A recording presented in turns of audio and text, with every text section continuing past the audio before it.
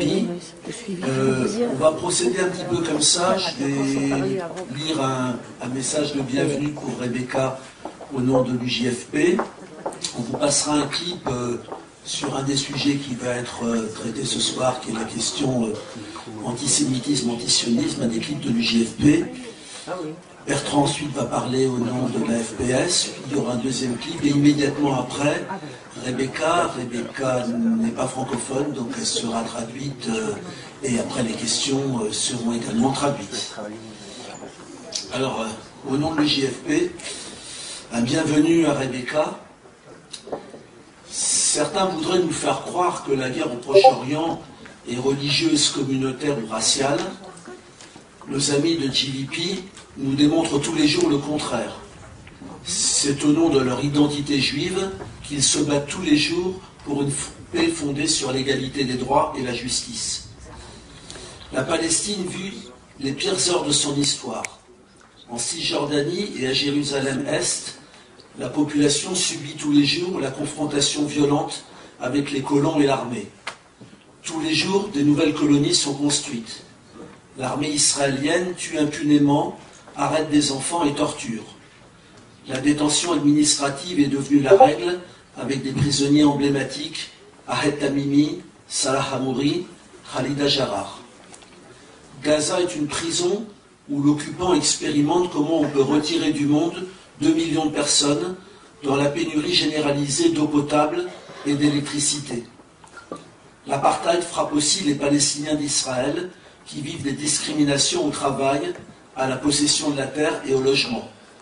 Un nouveau nettoyage ethnique est à l'œuvre dans le nord du Negev.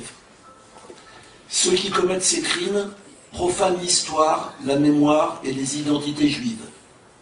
Ils les justifient au nom du judaïsme en se réclamant de la mémoire de l'antisémitisme et du génocide nazi. Cette justification est pour nous, comme pour vous, une obscénité. Je vais citer ce qu'a écrit Yanina Ercheles, rescapée du camp d'extermination du ghetto de Lvov, et aujourd'hui femme en noir à Haïfa. L'histoire a connu plusieurs déplacements de population, mais notre passé tragique ne nous donne pas le droit, en Israël, de confisquer des terres, de détruire des maisons, d'arracher des champs d'oliviers entretenus pendant des générations. C'est faire peu de cas de la Shoah que d'agir ainsi. Au contraire, notre avenir au Proche-Orient dépend de notre capacité à mettre en place des conditions qui nous permettent de vivre ensemble sans le retour cyclique des violences et des guerres. Israël est un pays profondément raciste. Raciste contre les Palestiniens, injuriés tous les jours par tous les dirigeants. Qui a dit des mères palestiniennes, elles doivent mourir et leurs maisons doivent être détruites de telle sorte qu'elles ne puissent plus abriter de terroristes? C'est Ayelet Shaked, ministre de la Justice. Racisme profond contre les Noirs. Qui a dit à leur propos, au moment de l'inondation de New Orleans, là-bas ce sont des nègres. Les nègres ont-ils apporté la Torah? Yallah. Un ouragan s'est abattu sur eux et les a noyés parce qu'ils n'ont pas de Dieu.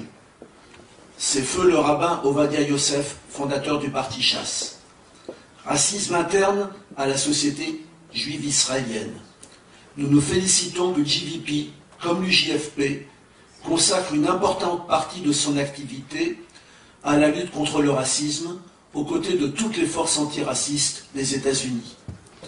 L'UJFP a produit un livre, Une parole juive contre le racisme, et 10 clips sur le même sujet. Elle a publié le manifeste des enfants cachés et est intervenue à la frontière italienne pour venir en aide aux migrants. Nous savons que ce qui se passe au Proche-Orient est le résultat de l'impunité accordée à Israël, quoi que fassent ses dirigeants. Ce n'est pas parce qu'ils sont mal informés que les dirigeants occidentaux soutiennent inconditionnellement Israël. C'est parce que ce pays surarmé et aux technologies de pointe est leur État, morceau d'Occident installé au Proche-Orient. La politique israélienne est pour eux un exemple de la façon dont on peut contrôler et enfermer les populations jugées dangereuses.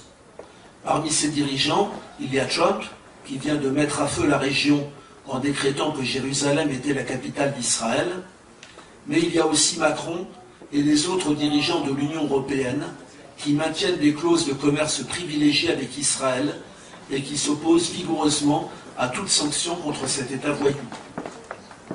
À l'UJFP, nous sommes résolument pour le BDS.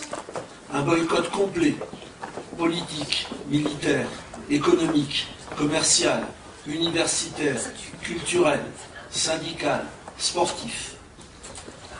Les trois grandes revendications de l'appel palestinien au boycott sont les nôtres. Liberté, égalité, justice. Et les anticolonialistes israéliens nous invitent à boycotter leur pays. Les autorités françaises essaient de criminaliser le BDS et l'antisionisme en les assimilant à de la discrimination. Nous ne les laisserons pas faire. Rebecca, nous espérons que ta venue contribuera à renforcer une structuration internationale de juifs opposés à la politique israélienne. Les projets de faire d'Israël l'État-nation du peuple juif et les annexions de territoires qui sont en cours sont des menaces terribles. Une défaite des Palestiniens serait une défaite de toute l'humanité. Le sionisme n'est pas seulement un crime contre les Palestiniens, c'est une catastrophe suicidaire pour les Juifs. On va passer des clips.